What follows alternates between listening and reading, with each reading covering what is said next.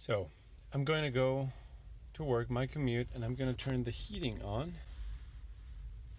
to 70 degrees, which is a little bit over, a few degrees, like almost 16 degrees hotter, warmer than the outside temperature. And I'm going to drive for about 13 miles, a lot of highway and then some urban, and we'll see what the consumption is like. Let's look at the numbers right now. I just left home, 151 watts, 202 miles left. Now I'm on the highway.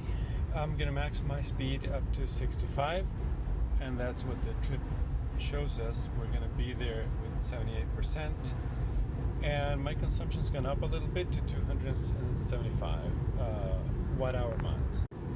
So we've been driving for about 10 miles almost, and you can see the level of consumption. The highway's not too busy, so we've been going at 65. So far we're at 232 watt-hour mile with, again, the heating at 70. In terms of predicting my energy, the car's been doing a pretty good job as to how I'm going to end up. Again, I'm at 70 degrees and the outside temperature is 52 degrees Fahrenheit, so this is about 20 degrees warmer in the car. The sun helps, but this is what I got so far. So, in an electric car, it's important to know these things because everything has to do with your consumption, because you only have one battery. So, with the heating on my 13-mile trip, more or less, the prediction was spot on in consumption. On average, for the 14 miles I drove, I consumed 215 watt-hour miles. That is 3 kilowatts. Now let's look at the consumption graph here, right? So I'm going to adapt it to 15 miles because that's roughly what I drove. So you can see here I enter the highway. But by and large, driving at 65 with autopilot works at just the rated, just below the rated line, the line that it's rated. So the consumption was low. I think this was efficient.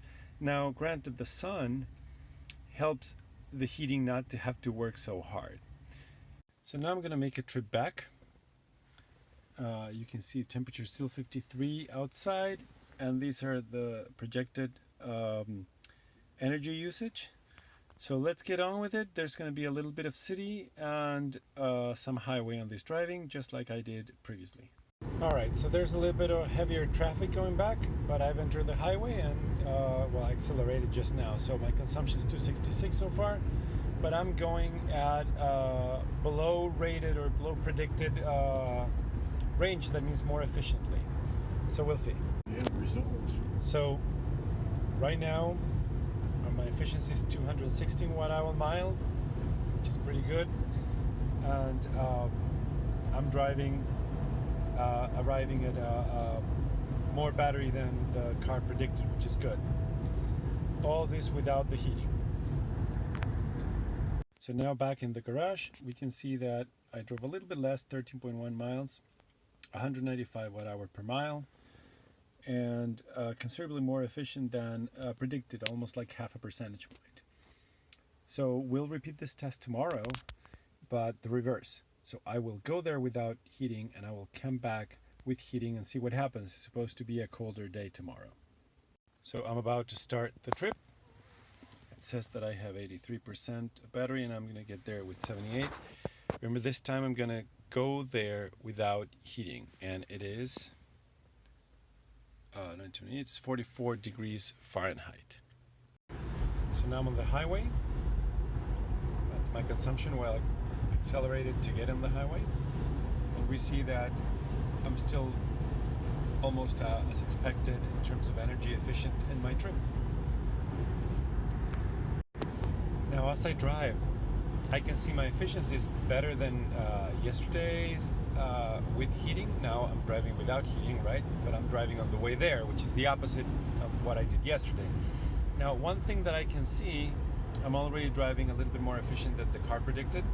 But the other thing that I can see is the temperature has dropped to 40 degrees Fahrenheit, which means that the battery is also colder. It's heating as I drive, but it's also a colder battery, and as such, it would need a little bit more energy, or it's a little bit more inefficient. Let's put it that way.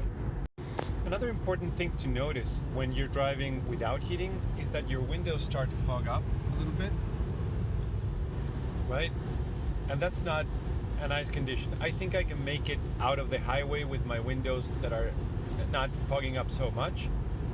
And then I'll open the windows a little bit just so I don't have heating and the fog leaves. So I used a stoplight to defog the windows, so I opened the windows and the fog went away. And I think I can make it without fog to my work. So I've arrived. A little bit more efficient than the car predicted, but not as efficient as yesterday. 186 watt-hour miles in my 13.6 miles coming here. And again, the temperature is important here. It's 39 degrees Fahrenheit, which is like 5 or 6 degrees Celsius. So I'm gonna drive with heating now on the way back from work, and we'll see what that looks like. The temperature is 43 degrees Fahrenheit, so that's about 9 Celsius, so it's similar conditions to this morning. So I'm about to finish the city driving portion of this part, and I'm at really high consumption here. So I started the highway portion of my drive, where I expect to make a little bit of efficiency back, but it doesn't look like that's what's going on, but we'll see in a few miles. So traffic's been interesting on this drive. I've been kind of drafting behind some cars because there's a lot of traffic today, and that probably counts for my efficiency, which is not great, but it's not as bad as it was yesterday. You can see 294 watt-hour mile. So I finished my trip, kind of where the car predicted I was going to be, and the consumption was 280 watt-hours per mile. Again, the temperature was about 42 degrees Fahrenheit, and this was a 13-mile trip. Now, if we look here at the consumption, in the consumption graph, it says that I have 150 more miles of range, 149 driving the way that I've been driving.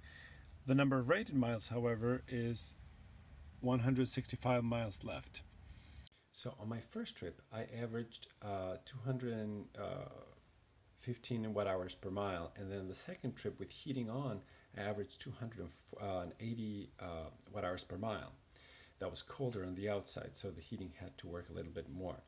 Now that's an average 247.5 watt-hours per mile, so a little bit above the rated energy consumption. Now, without heating, though, one trip averaged 186 watt-hours per mile, and then the other trip averaged 195 watt-hours per mile, averaging a total of 191 watt-hours per mile, which is more efficient than without heating. However, it has its inconveniences, right? So some windows fog up, and you can be potentially really cold inside the car if it's not sunny outside, for example, right?